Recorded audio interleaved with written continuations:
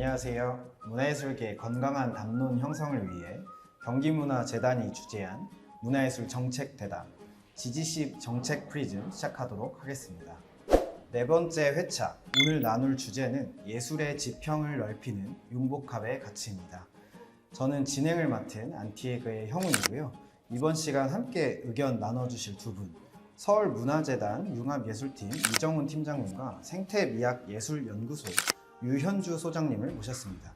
네, 안녕하세요. 오늘 이 자리 함께하게 된 서울문화재단 융합예술팀 팀장 이정훈이라고 합니다. 안녕하세요. 저는 함께 하게 된 생태미학예술연구소 유현주입니다. 네, 첫 번째 질문부터 시작하도록 하겠습니다. 선진 기술을 도입하는 것에 집중할 뿐 깊이 있는 사유가 부족하다는 평을 받곤 하는데요. 기술 융합 작업에 앞서 기술에 필요한 본질을 이해하기 위한 노력이 선행돼야 하지 않을까요? 최근 빈번하게 행해지는 기술 융합 예술적 시도를 어떻게 바라보고 계시는지 가볍게 두 분 의견 부탁드립니다. 네, 지금 여기 질문에 나와 있는 대로 기술의 사용에 지금 너무 많이 오픈이 되어 있고, 그런 부분에 있어서 융합이라는 것이 어떤 첨단 기술을 활용하는 것에만 많이 목적화되어 있는 작업들이 보여지는 게 현장의 모습인데요.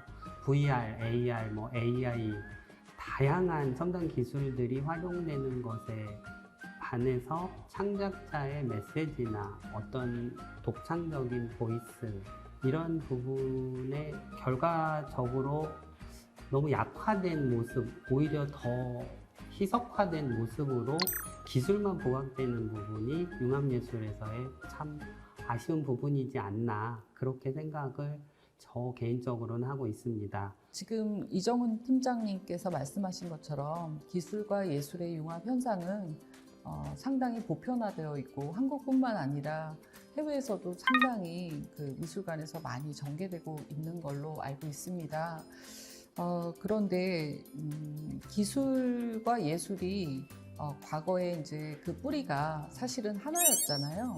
근데 그것이 이제 그 예술의 발전에 따라서 기술과 예술을 구분하고 순수 파인 아트로 전개되었던 어떤 그런 예술의 그 역사에서 지금은 다시 그거를 다시 만나는 과정으로 가고 있다고 생각을 합니다. 그래서 기술과 예술은 분리된 것이 아니라 예술이 기술을 오히려 이제 흡수하거나 아니면 기술이 그 예술적인 어떤 감성을 오히려 이제 흡수해서 서로 병합되는 현상, 그러니까 컨버전하는 현상들이 점점 증가하고 있죠. 그래서 이것을 융합이라고 이제 저는 보는데요.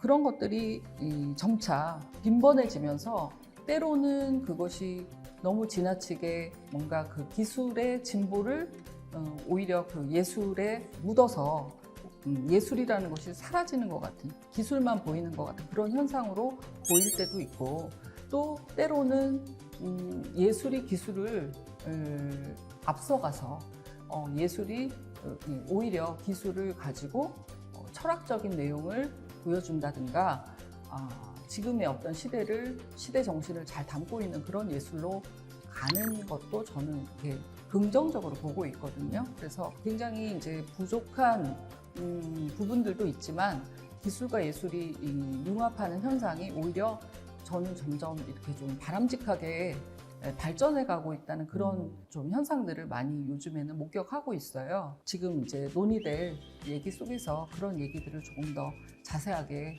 풀어볼 수 있을 것 같습니다. 다음 주제로 넘어가겠습니다.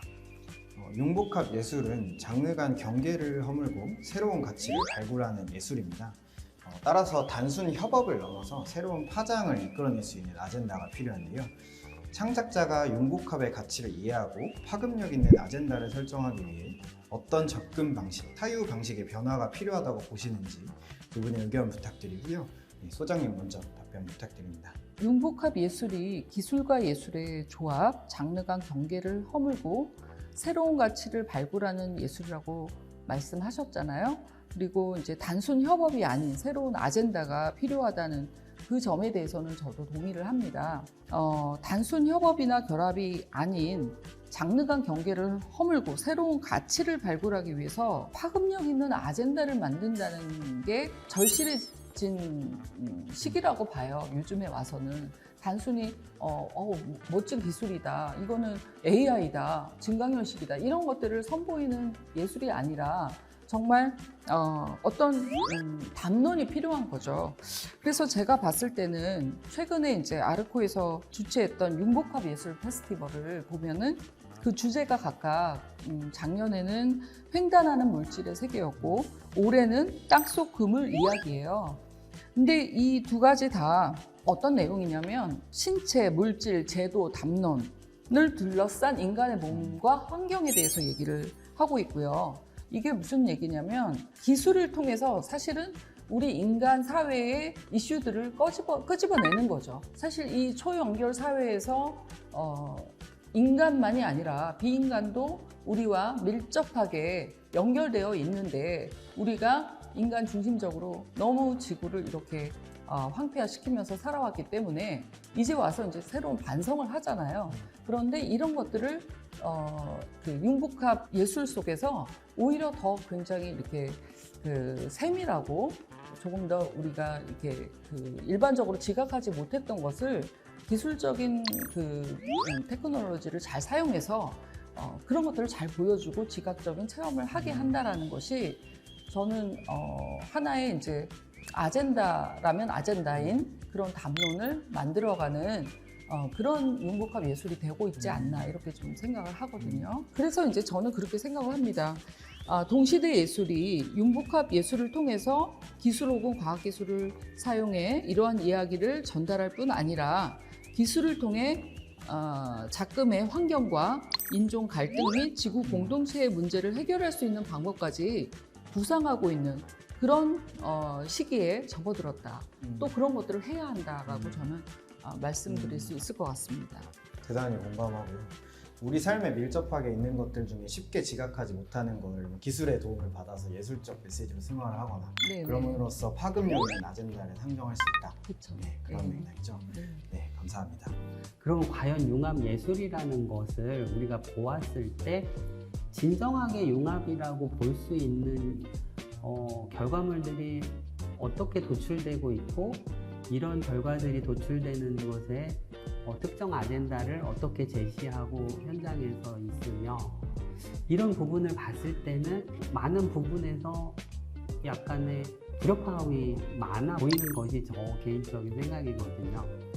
특히나 이런 것에 협업을 만든다고는 하지만 너무나 예술가들이 그 테크니컬 파트에 있어서 엔지니어의 의존 성향이 아직까지도 너무 강하고 그 해결이 나지 않은, 그러니까 해결점을 모색해내지 못하면 창작자로서 예술가가 본인의 메시지나 본인의 철학을 전달하는 데 있어서 그냥 상상에서만 멈추는 결과들, 이런 부분들은 분명히 아젠다도 명확하게 더 제시돼야 하는 부분으로 우리가 같이 추구해야 할 부분이고, 특히 이제 현장에서 기획을 해주시는 분들이 그걸 더 암문화시키면서 더 명확한 구체적 방향이 나왔으면 하는 바람이 있고요.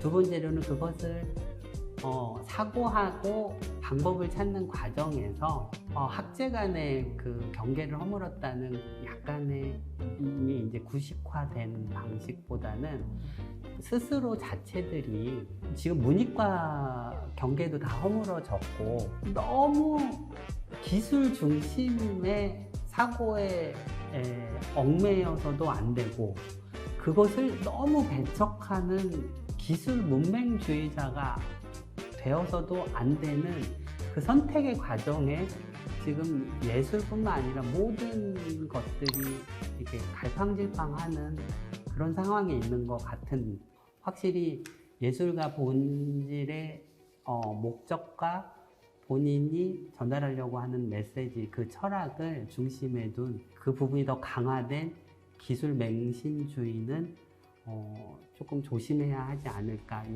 양단의 생각을 저는 하고 있고, 이것이 새로운 아젠다를 발굴하는 데는 중요한 방법적이고 접근할 수 있는 배경이 되지 않을까 생각을 합니다.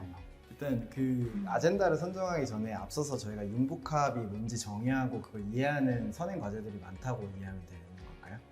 그런 건데 그걸 억지로 하지 말고 받아들이고 조심할 건 조심하고 예, 그게 밸런스겠죠. 네. 그런 부분을 좀 예술, 특히 융합예술을 하는 창작자 입장에서는 그 밸런스를 좀 잘 맞췄으면 하는 그 바람을 제가 감히 제안을 해봅니다요. 그래서 세 번째 질문은 현재 융복합 예술 지원은 기술 기반 창작자 양성에 집중되어 있다고 합니다. 융복합 예술을 증진시키기 위해서는 장르에 구애받지 않고 다양한 예술적 시도를 할 수 있는 환경을 누군가가 구축해 주는 게 우선이 아닐까 싶은데요. 두 분께서는 새로운 예술 창작에 열의를 가진 예술가들이 어떠한 새로운 시도를 하기 위한 지원이 충분히 마련되어 있다고 보시는지. 정말 미흡하죠. 왜냐하면 영아티스트 분들일수록 이 융합적 시도를 더욱더 활발히 하시고 있고 그것에 전혀 어려움도 못 느끼고 있고 정말 좋은 아이디어와 정말 큰 열정으로 많은 시도들이 이루어지고 도전이 이루어지고 있는데 그런 것에 반해서 서울문화재단은 이제 다빈치 크리에이티브라는 사업을 통해서 지금 13년째를 맞이해서 기술 기반 창제작 지원이라는 부분을 지원하고 있고요.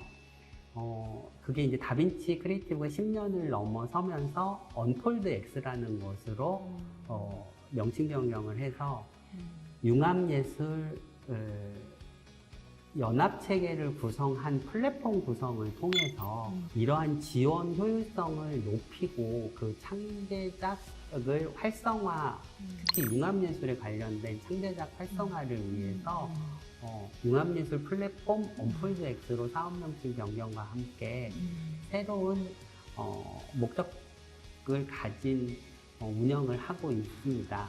아르코도 언급을 하셨었는데, 예, 아르코도 그것에 발맞춰서 지금 같이 지원을 하고 있고, 제가 알기로는 각 지역 문화재단, 경기 문화재단도 그 부분을 실행을 하고 있고, 대전, 부산, 모든 곳에서도 그런 것들이 활발하게 진행은 되고 있는 것으로 알고 있는데 예산 범위를 살펴보면 그것은 아직 미흡하고 그렇지만 콘진원이라는 데에서는 그 부분에 있어서는 가장 거대 금액을 지원하는 것으로 알고 있는데 예술가들이 그쪽에 대한 접근은 또 어려워 하시는 부분이 반드시 존재를 하더라고요. 그래서 그런 부분에 대한 해결점을 찾아보고자 저희가 준비하는 그 언폴드 X 그 페스티벌에서 이번에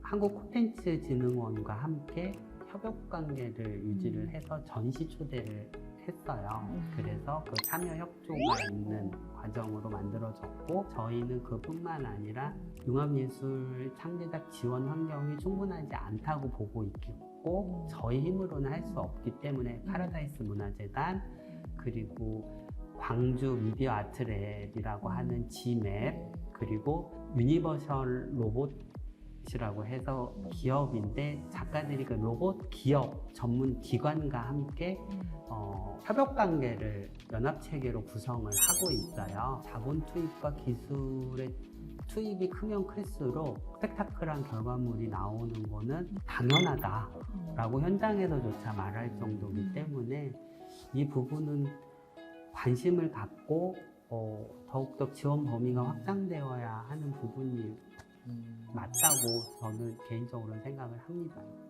이 부분에서 다양한 관점이 있을 수는 있을 것 같아요. 소장님 어떻게 보십니까? 그러나 이제 또 고민되는 부분은 그런 가운데도 어떤 퀄리티?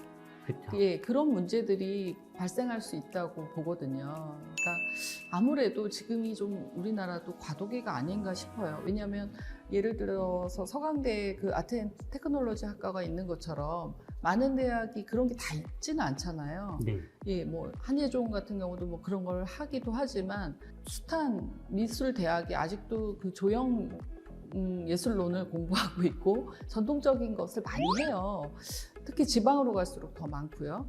그런데 이제 방향은 트렌드는 세계적인 추세로 융복합 예술로 가자는 분위기고 또 그런 걸 안 하는 미술관이 없을 정도예요. 그러다 보니까 이제 개인이 공부해서 심지어는 혼자 유튜브로 공부를 해가지고 네. 그런 거를 이제 기술을 익혀서 정말 그런 걸 그 인터페이스를 이제 활용하는 지식을 자기가 갖추는 거죠. 그래서 이제 그런 거를 만들어서 서울문화재단에 지원해가지고 거기서 또 이제 하는 거를 제가 그런 작가들 몇 명을 본 적이 있어요. 네.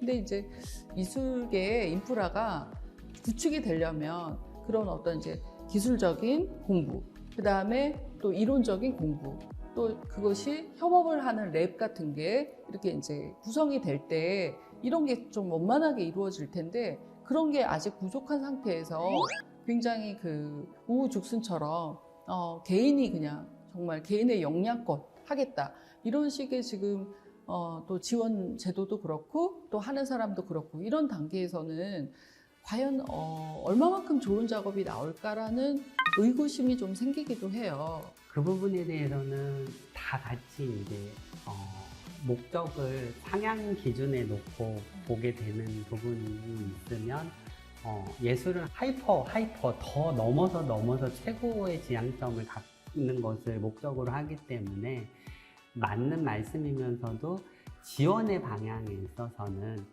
오히려 가능성, 그 도전의 가능성 부분에 목표를 두지 않으면 지원 자체가 어렵죠. 완성된 그 그러니까 질적으로 보장된 완성도를 보여주는 작품을 지원하게 된다면 그 제작 계획서나 작품을 어떻게 하고 싶다라고 하는 것 자체만으로는 그 판단이 이전 작품의 수준이 이랬었나 이런 정도의 검토 과정 외에는 할 수 있는 방법은 없는 것이 현실이니까 오히려 이 작품은 어떤 가능성을 갖고 있고 융합예술 범위 내에서 어떤 확장성을 갖고 예술계 내로는 어떤 의미가 되겠구나를 그 도전에 대한 가능성을 보고 지원을 하는 부분에 목적을 두고 있습니다요.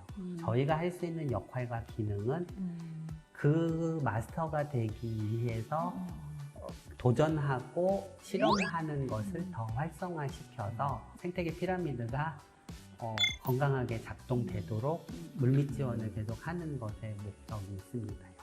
네, 두 분 의견 나눠주셔서 너무 감사하고요.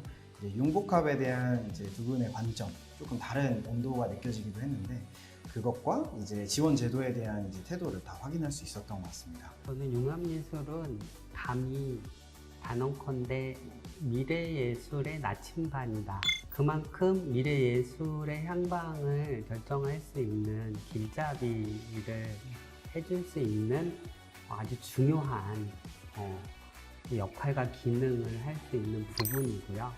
그렇기 때문에 융합예술에 대한 더 많은 관심과 이것에 대한 지원은 지속돼야 한다. 네, 그것으로 감사합니다. 마무리하겠습니다. 네. 좋은 말씀을 해주셔서 제가 덧붙인다면 저는 융합예술은 일단 만나야 한다라고 생각합니다. 저에게 이제 융합에 대해서 조금 더 희망을 가지고 바라보는 계기가 되었던 것 같아요. 그래서 지금 나침반이라고 말씀하신 것처럼 저도 거기에 동의하고요. 앞으로 좋은 지원 많이 하시고 저는 또 그런 자리에 작가들이 많이 좀 뭐랄까 용기를 가지고 나아갈 수 있도록 이론가니까 또 이론적인 면에서 도움을 줄 수 있는 그런 사람이 되도록 해보겠습니다. 네, 감사합니다. 네, 두 분 감사합니다. 말씀 너무 감사하고요. 이번 대담 여기서 마치고 저희는 다음 회차에 인사드리도록 하겠습니다. 참석해 주셔서 감사합니다.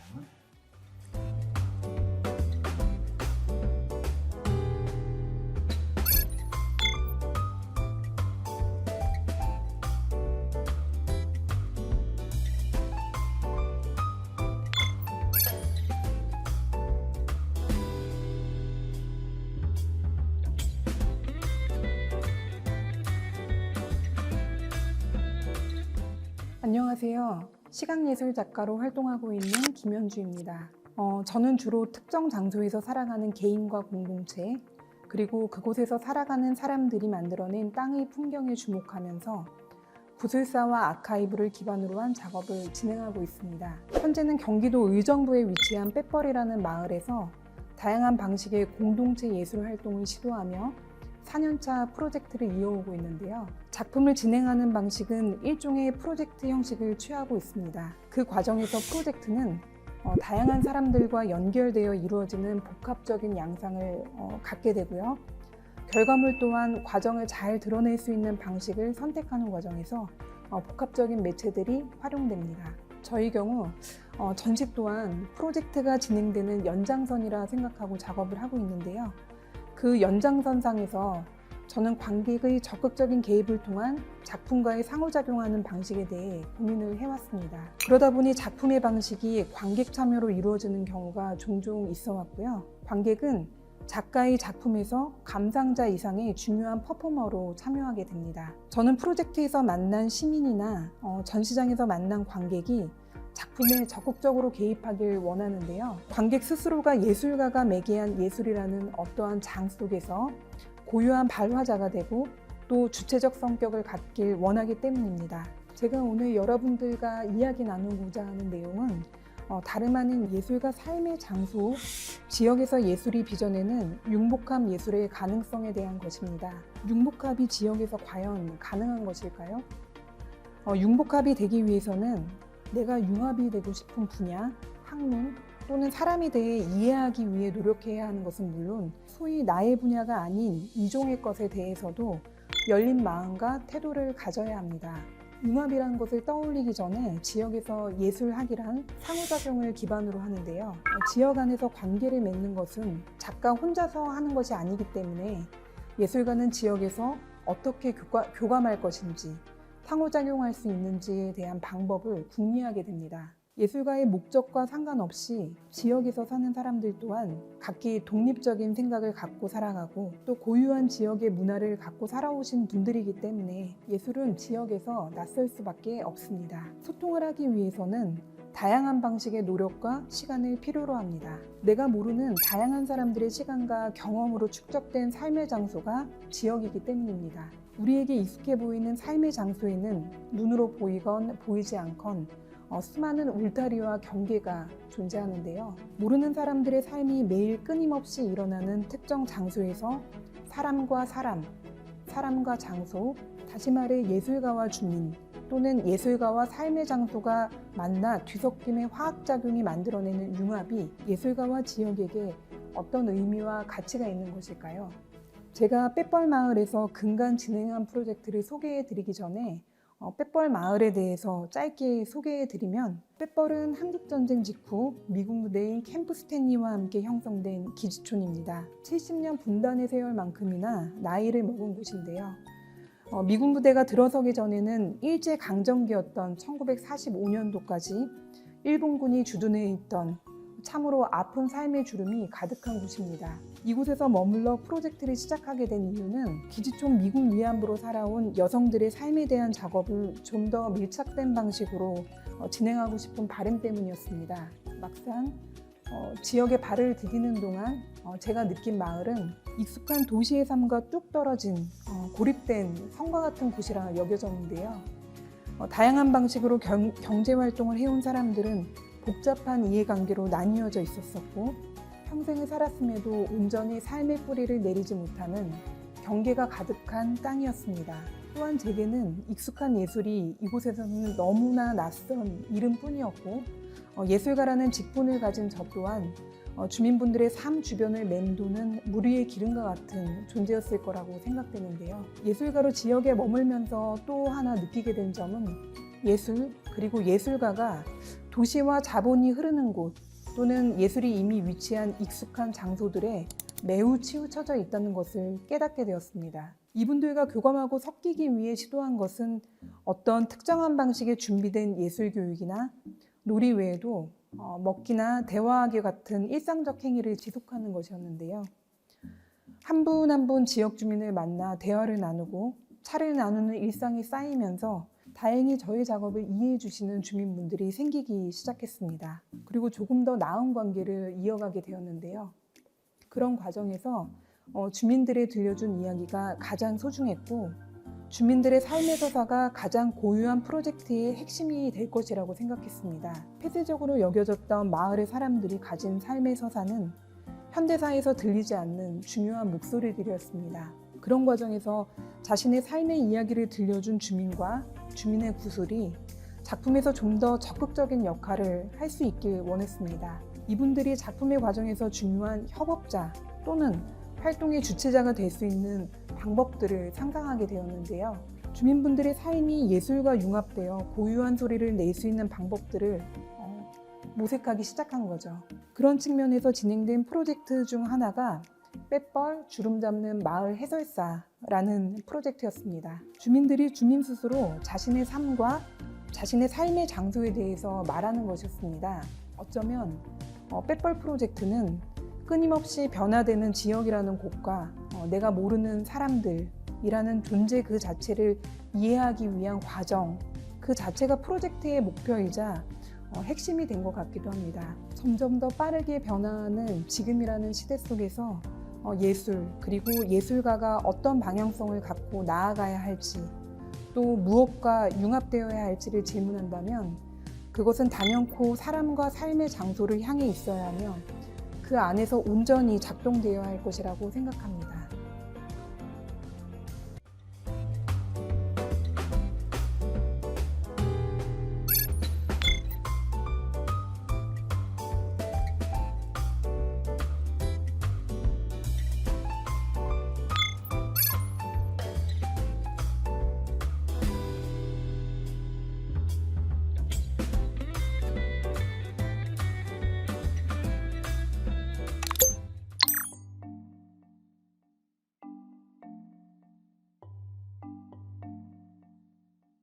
세계 최대 규모의 고인돌 유적으로 알려진 김해 구산동 지성묘가 문화재 복원 정비 과정에서 상당 부분 파괴된 것으로 알려져 논란입니다. 지난 8월 문화재청은 김해시가 2020년 12월부터 진행한 복원 정비 과정에서 박성 묘역과 유적 아래 땅 및 문하층 대부분이 유실, 파괴되었음을 밝혔습니다. 문화재의 가치와 원형 보존에 대한 진정성이 훼손되었다는 평과 함께 작업 과정에서 문화재청이나 관련 고고학 전문가들의 참여가 거의 없었던 것이 밝혀져 논란이 심화되고 있죠. 문화재청 이청규 문화재위원은 관련 전문가의 참여만 있어도 이런 불상사가 일어나지 않았을 것이라며 탄식했고 25개 문화재 관련 학회들 또한 지성묘 훼손 사태가 지자체 문화재 행정이 얼마나 안일하고 무지하며 주먹구구식으로 이루어졌는지를 적나라하게 보여준다고 비판했습니다. 이 외에도 경북 경주 외동읍 청동기 출토지 훼손 사태, 김포 장릉 앞 아파트 무단 건립 등 지자체의 안일한 행정과 대응으로 인한 문화재 파괴가 지금도 전국 곳곳에서 이어지고 있습니다. 문화유산과 도시개발이 공생하는 현재, 더 이상의 문화재 파괴와 훼손을 막기 위해 문화재 관련 사업에 전문가의 참여 의무화를 위한 인식 제고 및 제도 개선이 필요해 보입니다.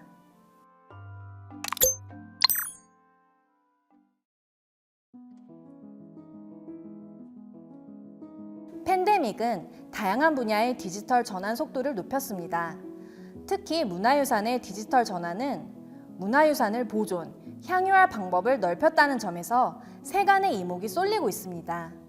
전 세계적으로 수많은 문화유산이 훼손되고 있다는 것은 자명한 사실인데요. 문화재 정책의 패러다임이 보존에서 활용으로 변화하고 있는 지금, 문화재 복원에서 디지털 기술은 필요가 아닌 필수라는 관점도 제시되고 있습니다. 디지털 문화유산에 대해 적극적인 논의를 이어가고 있는 국가는 이탈리아입니다. 이탈리아는 팬데믹 시기에 문화유산과 관람객 사이의 가교를 놓기 위해 디지털 수단을 적극 활용했는데요. QR코드나 터치스크린, 박물관 앱, 증강현실 기술을 사용해 문화유산을 간접 체험할 수 있는 도구를 만들었죠. 디지털 방식으로 문화생활을 경험한 참여자의 31%는 코로나 이후에도 디지털 방식을 유지하겠다고 응답했습니다. 하지만 현재까지도 디지털 체험과 실제 문화유산 체험 간 간극은 존재합니다. 디지털 문화유산 기술 고도화를 위해 기술 발전, 스토리텔링 기법 등의 변화를 이루고 학계 간 활발한 소통이 이뤄지길 기대합니다.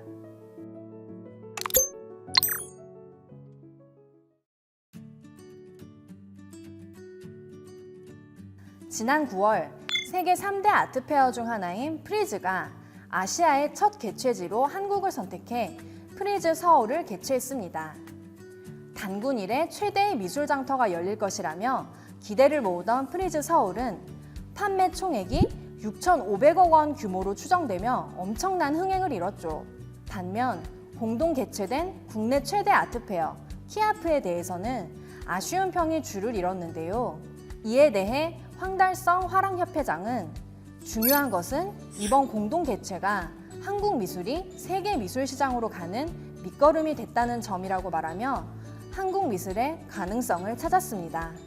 키아프는 비교적 거대한 성과를 이루진 못했지만 미술 시장의 주요 고객으로 급상승 중인 MZ세대 컬렉터의 구매 경향을 확인했고 다양성 확보라는 방향성을 찾았습니다. 또 프리즈와의 공동 개최로 많은 관계자와 자연스레 교류하며 미술계 네트워크를 강화하고 전 세계에 한국 작가의 작품을 알리는 성과를 거두기도 했죠. 전문가들은 이번 행사를 국내 미술계가 국제적 경쟁력을 확보할 수 있는 계기로 삼아야 한다고 말합니다. 팬데믹의 영향으로 그 어느 때보다 활성화된 세계 미술 시장. 세계적으로 한국 미술이 주목받기 시작한 지금, 이제는 경쟁력 강화를 위한 논의를 이어갈 시점입니다.